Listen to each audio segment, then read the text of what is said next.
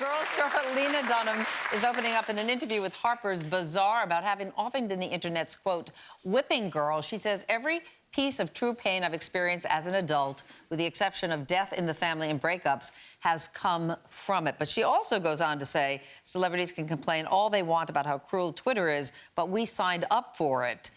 Who didn't sign up for it are the teenage girls who bully each other to suicide using Twitter.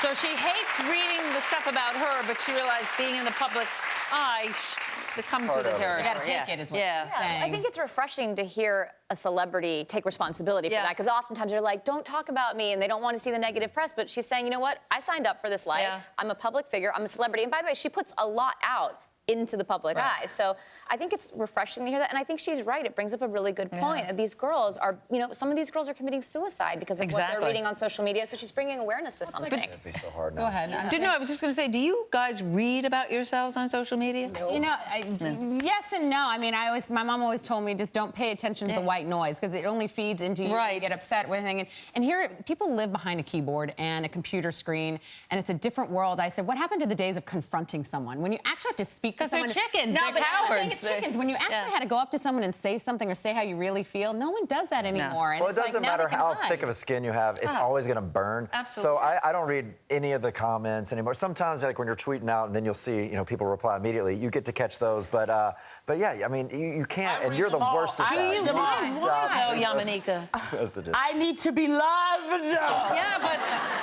it's because you know what it's like. I get a lot because I'm also a comic. So sometimes people just like, I can't believe she said that. How dare? And it's like I just like, if you knew me, I'm so sweet. You're the nicest person. I like to laugh. I love cats. But you have to understand is if you're on a public forum, if you say the sky's blue, so many people are going to hate you for saying the sky is blue. There's just a lot of hate win. I almost never do, and then sometimes I'll get trapped into it because I'll see it like a nice comment. I'll go, oh, this is nice, and then another one that's nice. Yeah, and then the next one is basically we hate you.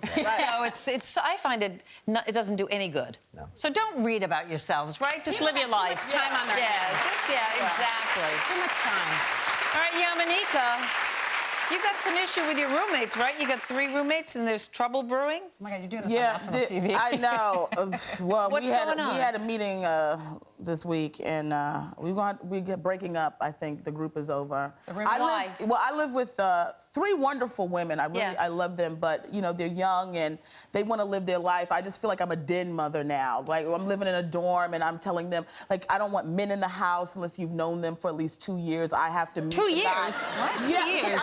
I don't like, because you know what happens? You live with girls and they're young and they're experiencing New York for the first time. And they're like, oh, I'm gonna meet a guy at beer pong and I'm gonna bring him home. And then he tried to kill the whole apartment. I ain't about that. I don't know that guy. But you have a strict interview process too, didn't you? I interview people twice. I sit down with them for an hour. I tell them all of my rules. Yeah, absolutely, because it takes an hour to realize somebody's crazy. And that's why I said I have to get out of the situation. I have to live by myself because I'm slowly but surely becoming my mother. And you know how your parents raise you and you go, I'm never gonna live this way. And then I realized my mother was right about everything she said. Don't have men in your house after midnight, check people's credentials. And that's what I'm doing. If I don't know you, don't come in my house. I don't care if you pay rent. I see a studio in your future. I think we all say collectively, it's time for you to live on your own. You need to take your kitties and go. Yeah, you and your cats need to go. Speaking of cats, move over, Grumpy Cat and Little Bub. There's a new feline sensation taking the internet by storm.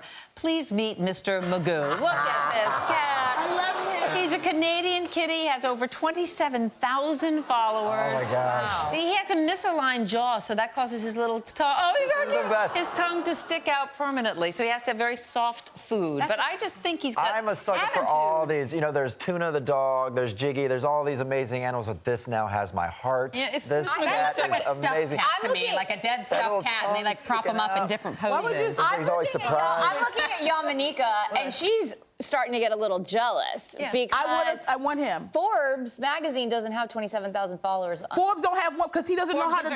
It's my cat, Forbes magazine, and I named him that, a show name, so he could be a star. Which the black and white ones. Black and white. Twitter handles? No, I have a page for them, but they don't perform. Why don't you put them in little outfits?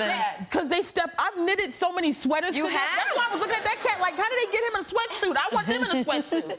They won't pose. Hoodie looks when you great. put with costumes and stuff on. I don't like it particularly, but I know a lot. Dress up Jasper? No, Never? never. I'm not. Well, he has a sweater for Christmas. That does. I mean, somebody gave that to me. Some animals love being dressed up. They love that. I know. How do you know? No, because some They don't try to take it off. Yeah, they enjoy it. Yeah, they love it. And it makes them feel comfortable and safe a lot of the times, putting these little jackets on them. But my dogs, they hate being dressed up. They do. I hate dressing them up, too. They're so nudists. I'm glad they don't like it. Yeah.